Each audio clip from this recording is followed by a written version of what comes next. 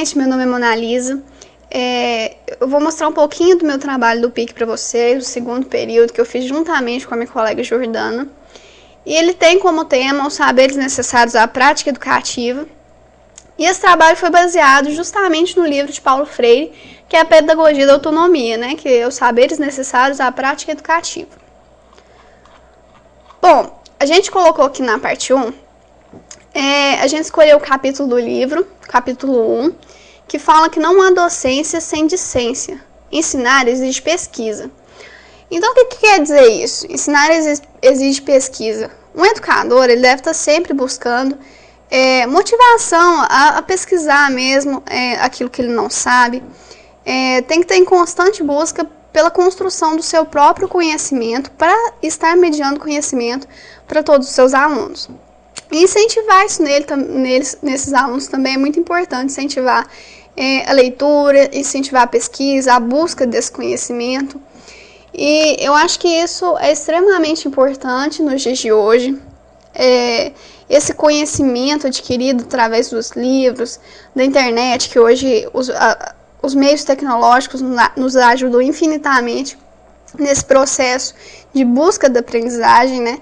Então eu acho que educar se baseia também nesse princípio de Paulo Freire, né? Que o professor tem que estar sempre buscando conhecer mais, procurar aquilo que ele não sabe, porque o professor não tem obrigação de saber tudo, né? Ninguém sabe tudo.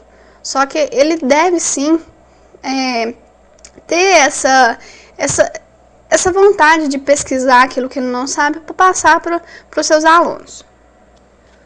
Bom, gente, então, esse capítulo ele teve como palavras-chave conhecimento, curiosidade e busca, que são 3 conceitos que resumem essa ideia de Paulo Freire. No segundo capítulo, ensinar não é transferir conhecimento. Então, a gente escolheu saber que ensinar exige humildade, tolerância e luta em defesa dos direitos dos educadores. Então, um educador, ele deve ser humilde perante seus alunos, deve ter a tolerância, né? Tem que estar motivando os alunos e não inibindo, assim, a curiosidade deles, né? Outro ponto relevante aqui, né, que a gente considera muito importante, que é a luta em defesa dos direitos dos educadores. Aquele profissional que financeiramente ele é mal remunerado, consequentemente ele se sente desmotivado perante aquilo que ele faz, não é? Então, o professor deve estar sempre buscando, né, lutando em favor do respeito a eles, né? Educação inclui briga por salários menos imorais.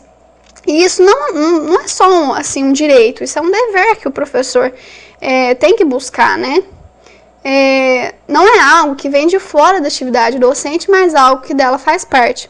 Então, um dos piores males que o poder público vem fazendo a nós, no Brasil, os educadores, é o de fazer muitos correr o risco de, à custa de tanto descaso pela educação pública, cair num indiferentismo fatalistamente cínico que leva ao cruzamento dos braços. Então, quando você não vê um retorno daquilo que você está lutando, consequentemente aquilo cai no comodismo, né? A pessoa se acomoda e não vê motivo para estar lutando, né? E Paulo Freire, ele é contra isso, né? O educador, não só o educador, todos os profissionais devem estar sempre buscando por melhores condições, né? Dentro do local de trabalho, no âmbito financeiro. Então, o professor, ele deve sim manter o cultivo da humildade, da tolerância, como eu falei, no processo de ensino, respeitando a curiosidade do aluno, não desgostando daquilo que faz, né, sob pena de não fazê-lo bem. Então, uma das formas de luta contra o desrespeito dos poderes públicos pela educação, de um lado, a nossa recusa de transformar nossa atividade docente em puro bico, e de outro, a nossa rejeição a entendê-lo como prática afetiva de tias e tios. Então, a questão que se coloca ao educador não é de parar de lutar, mas reconhecendo-se que a luta é uma categoria histórica, reinventar a forma também histórica de lutar. Então, aqui foi usadas as palavras-chave que resumem essa ideia de Paulo Freire: a humildade, a tolerância e a luta, né? Então, como foi falado, o professor deve estar sempre buscando motivação na função que ele exerce, para estar mediando conhecimento, levando o aluno a ter autonomia para estar construindo o seu próprio conhecimento. Isso é muito importante. Então, gente, no capítulo 3, ensinar uma especificidade humana. Então, o saber aí que a gente escolheu foi ensinar exige comprometimento. Então, é impossível ser um educador sem colocar essa prática dentro de si. E é impossível estar dentro de sala com seus alunos, não se envolver com eles e expor para eles suas ideias e opiniões. A maneira como os alunos nos percebem é de suma importância para o nosso desempenho. Devemos ter a preocupação, né, se existe coerência naquilo que a gente diz com aquilo que a gente faz, né, ter esse bom senso dentro de sala de aula, ter a ética, né, como Paulo Freire nos diz. Entender que sempre que não sabemos algo, que a gente pode buscar melhorar, né, aprender, que sempre é uma forma de busca de conhecimento. Então, a gente deve sempre estar preparados para essas perguntas, para não precisar dizermos a eles que não sabemos, nem mentir. Não podemos discriminar o aluno em hipótese alguma, né? Então, a discriminação aí nas escolas deve ser zero, né? Não pode existir. Precisamos aprender a compreender a maneira como nossos alunos agem conosco ou dentro de sala de aula, para que entendamos como é a maneira que os alunos nos enxergam e nos avaliam. Então, aqui o aluno ali, né, na educação infantil, né? Então, ele vê o professor como a imagem do adulto, né? Então, ele quer se espelhar naquele adulto que ele está vendo ali. Então, o professor tem que ter muito cuidado, né, nas atitudes que ele tem, naquilo que ele fala. Porque o aluno, a criança, tem a tendência a imitar o adulto. Então, a gente tem que ficar bem atento a isso. Quanto mais solidários somos com os nossos alunos, mais fazemos com que tenham uma boa vivência na escola. Mais portas vão se abrir para uma boa educação. Então, devemos sempre estar fazendo a justiça e nunca falhar com a verdade. Então, aí, gente, é muito importante a gente, como educadores de formação, né, a gente ter essa noção do que é esse comprometimento, né? A gente... Não é só a gente saber que a gente tem que estar ali na escola com os alunos em um determinado horário. A gente tem que agir de formas éticas, né? Agir com bom senso, conhecer o aluno, né? Não inibir ele de forma alguma, né? A gente tem que incentivar e não inibir, né? Então, as palavras-chave que a gente usou nesse saber foi a presença, né? Solidariedade e o compromisso.